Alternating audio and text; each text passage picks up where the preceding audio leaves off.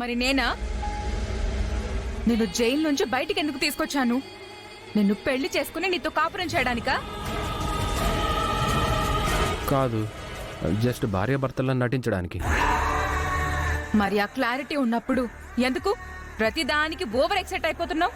ఆ మాత్రం యాక్టింగ్ చేయకపోతే ఇంట్లో వాళ్ళకి డౌట్ వస్తుంది కదా. అవసరం లేదు. నాతో ఎంతవరకు ఉండాలో అంతవరకే ఉండు. లిమిట్స్ క్రాస్ చేస్తే చంపేస్తాను. చూడు, నువ్వు రామలక్ష్మి వల్ల జైలుకు వెళ్ళావు. అదే రామలక్ష్మి వల్ల నాకు శౌర్య దూరం అయ్యాడు. ఇద్దరి టార్గెట్ ఒక్కటే, ఆ రామలక్ష్మి లైఫ్ ని స్పాయిల్ చేయడం.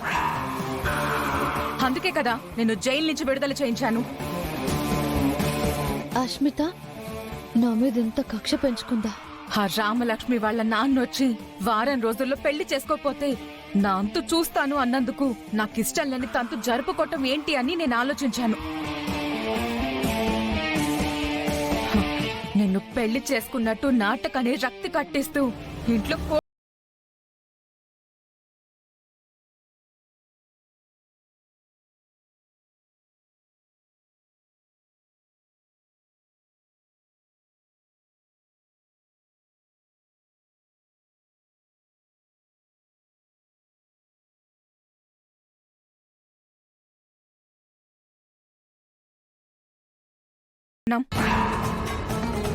రెండు ముళ్లే వేసి తాళి నా మెడలో నేనే వేసుకున్నాను.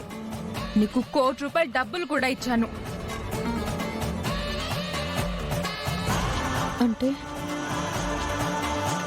మొగుళ్ళ నటించడం కాకుండా నా దగ్గర రాక్షసుల్లా ప్రవర్తిస్తున్నాడు. అందుకోసం వాడికి ₹1,00,00,000 లంచం అందించావా?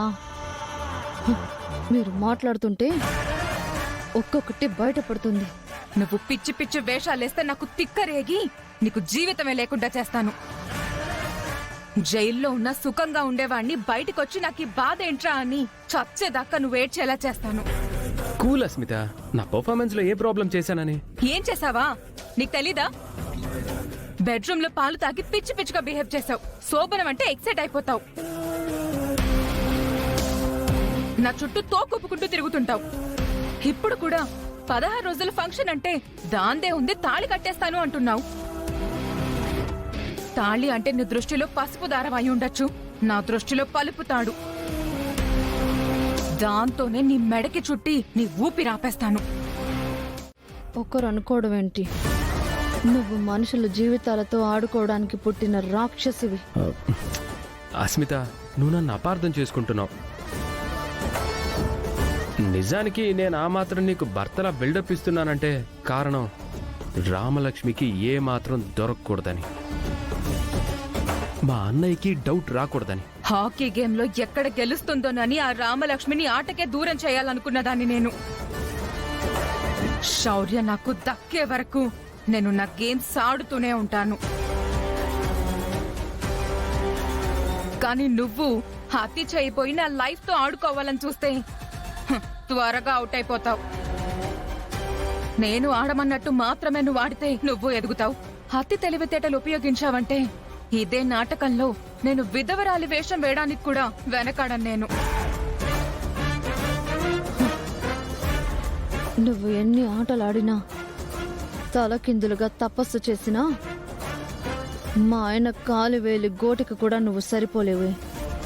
ఈ ప్రశాంత్ అనే మృగం నా దరిదాపుల్లో కూడా రాలేడు.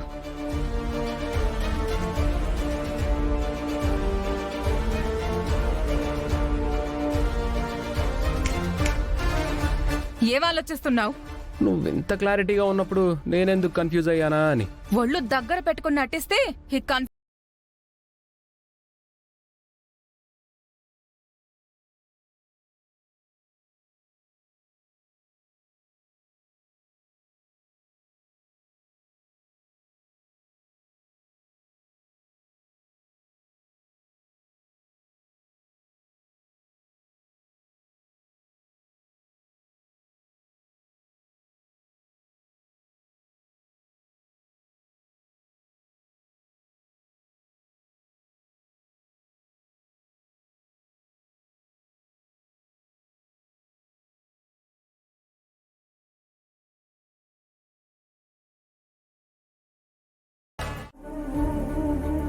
ఆ డబ్బు కనిపించకుండా పోయిందని పవిత్రమైన మంగళసూత్రం ఇచ్చేస్తారా? ఇంకా 1,00,000 ఇవ్వాలండి. ఉండవా నువ్వు? 1,00,000 ఇవ్వకుండా మేమేమైనా ఎగ్గొడతాం అనుకున్నావా? ఇచ్చేసే.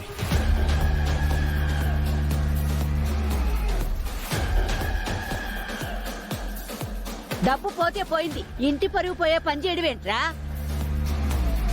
మాట్లాడవేంట్రా? నిజంగా నువ్వు విన్నాళ్ళు ఆటో తోలేవా? అదొక్కటే కాదు, మూట్లు మోసాడు, రాళ్లెత్తాడు. 100 రూపాయలు సంపాదించడానికి 10 పనులు చేశాడు.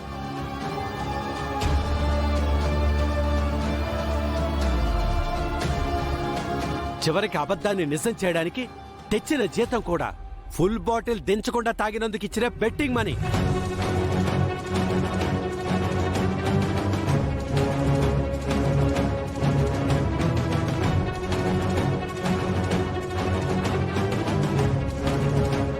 ఇదిగోండి 1,00,000.